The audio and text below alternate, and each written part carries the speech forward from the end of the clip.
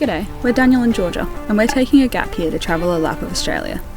In this episode, we play catch up with the kilometres, take you for a tour of our van, and a local's advice sets us up for a productive night's fishing in Ellison. We're on. Oh, straight away. Look at that, first one. It's the spot. Woo!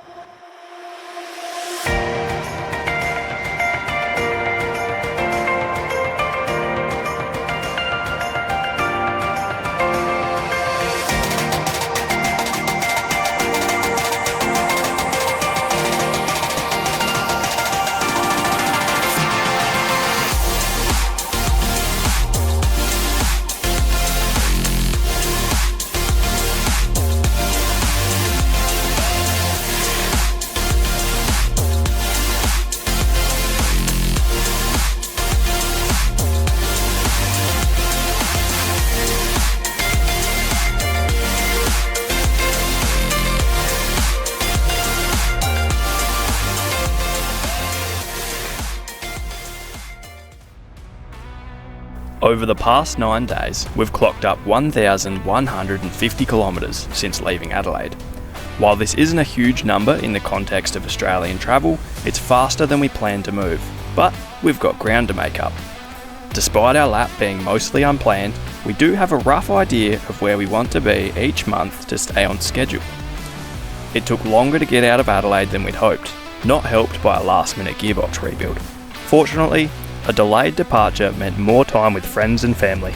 Eventually though, itchy feet won out over the remaining tasks, and we left the safety of what we knew to pursue the excitement of the unknown.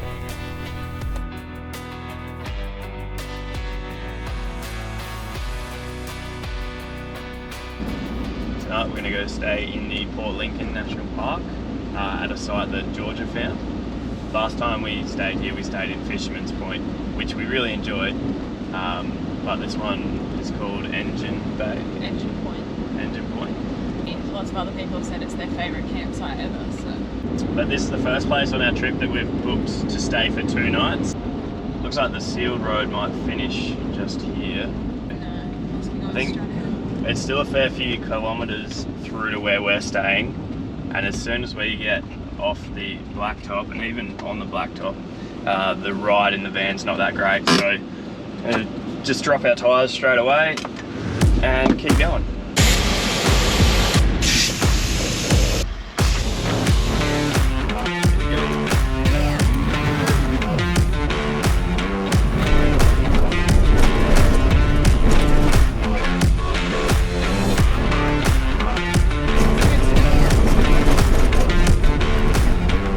End point. Looking pretty good already. Got 4 bars of 5G here. Great. That's the guy that was pulled up in front of us at the dump point. Site 7. What we're looking for, I feel like it's that one. Down there.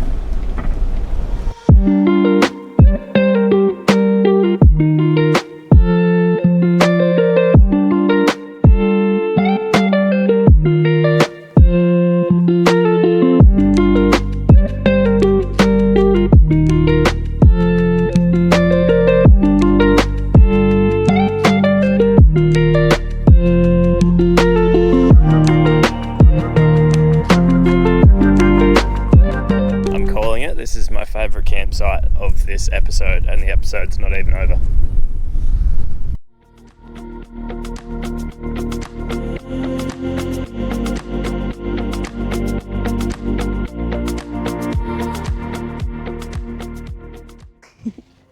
So this here is our shower tent. If you haven't seen one before, just zips up over here, and inside we've got a little bucket set up. Just fill that up with just enough water, and then our shower pumps out from the bottom there up here into our shower head that we attach up the top, or you can use it as like a handheld one. Then you've got your switch down there and the lead which runs into the car to power it. And then when you're done, you just fold these 2 bars in and it zips up into that little pocket there. And just before we go too far, see the little lights up the top there? They're steady rock lights. Keep that in mind. I'll show you something a little bit later. So this is that lead from the shower. It just comes in behind the driver's seat, and we've got a spot for it to plug in there. We've also got some extra USB ports The other thing that we've got behind the driver's seat here is a twin cylinder air compressor with the hose ready to go. The other notable thing that we've got in the front here is our engine guard. This is a 2 temperature sensor version, and basically it just monitors the temperature of the engine. You can change when it goes off. If you could follow that down, you would see that I've got a 6-way connector there. So basically if I need to pull this fascia off, I can pull that off and just disconnect this without having to undo all the wiring that goes through into the engine bay. So we've got our flooring out here and our awning up and our table. And then as you come into the van, we've got our fly screen here, just a magnetic one. Open it up and you enter through there, and then you can kind of have to snap it back together a little bit yourself. I think it's just because we need to trim the bottom. Just on the left-hand side here, we've got a little pull-out table. We've got another 12-volt port and some USBs, fuses for the DC-DC charger and for the hardwired air compressor.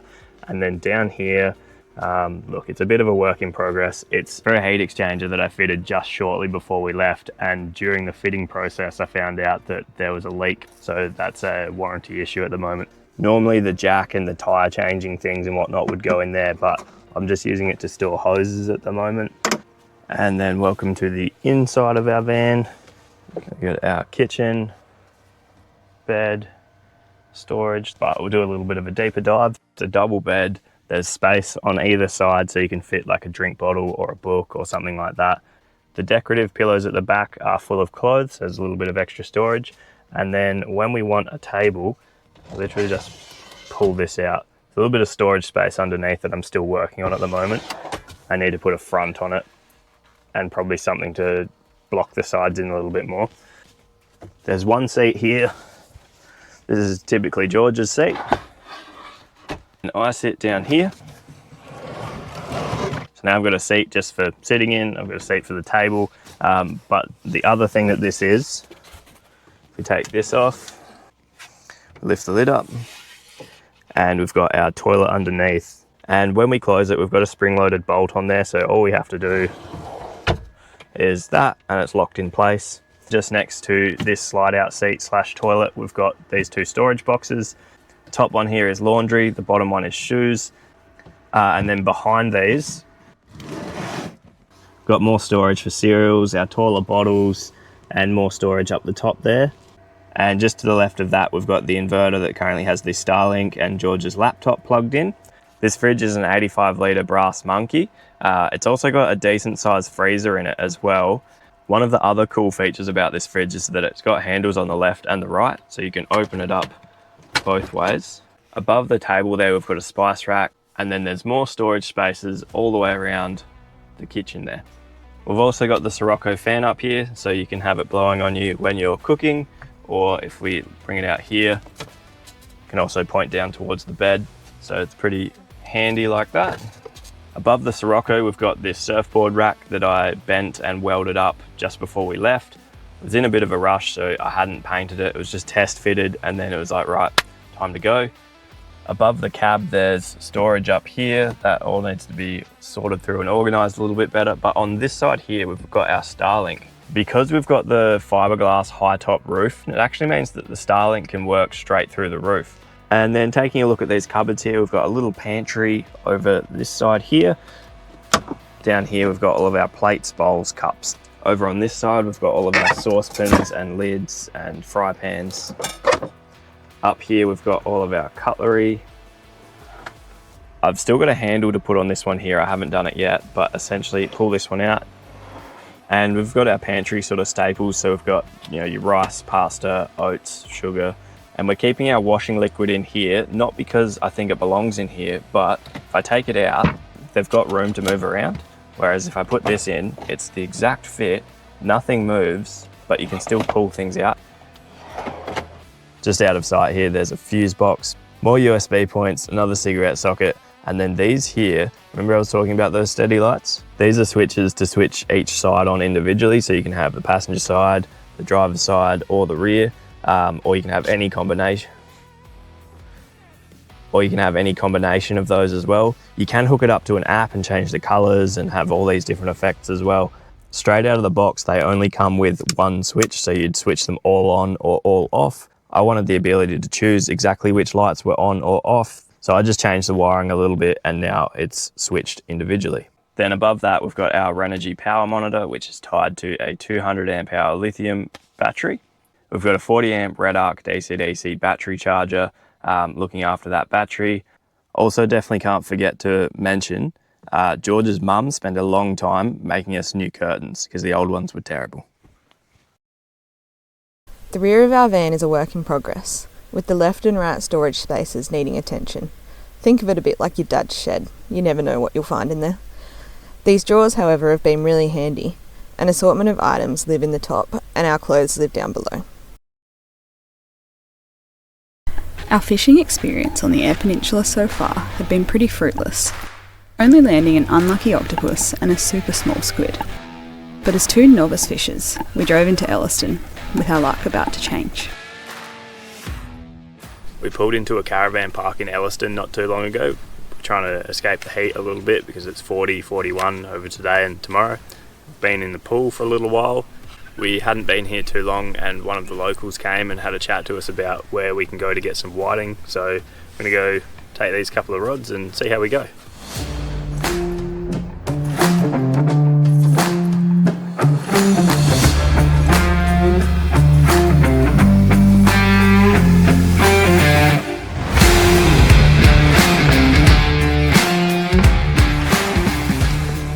Alright, I think we've found the spot.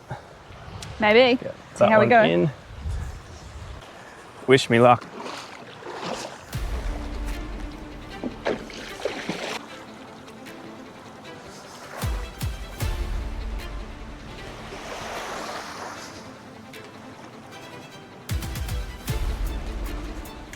Whoa.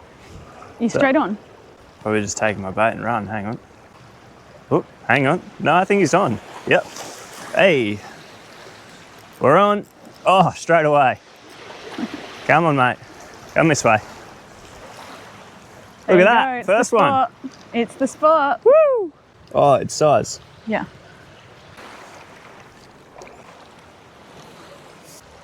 Oh, there's something on here. Yeah.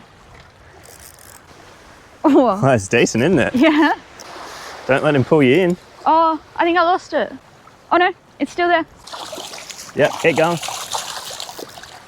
Oh, what do you got there? Trevally. What do you GF, reckon? good fish. Yep, GF, good fish.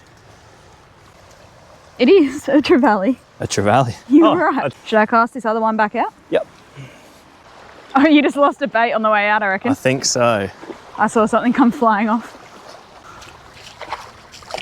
Oh, that gull. Wait. Can you guys watch those birds for me, please? Just give us a shout when they come over. Wait, out of it. Oh, we're on. Nice, We're on. nice. It's looking like a whiting. Yeah, it looks smaller. I reckon it's a whiting. Oh no, No! it's out of here. Oh, hey, we're on again. You're on. Hey, it jumps around. Oh, that's a bigger whiting. Oh, Dan! Never mind, I lost it. I could see him. I'm on. I'm on. You're on? Yeah. No, I'm not off. Oh, you got a whiting. I reckon? Yep. That's huge. That's Yeah. PB. Here we go. George's catch. Catch of the day, I reckon this one's going to be. About 40 centimetres. We need a bigger measuring stick. Hey, it's prime time. What do you got now? Another whiting. Bit smaller, but I think maybe he might still be size. Let's have a look. Maybe. We ran out of bait shortly after our 5th catch, so we headed back to have a go at filleting our fish. Thanks for watching episode 2 of The Gap Lap. In our next segment, we have an interesting stay at Palubi Beach and make our way across the Nullarbor into WA.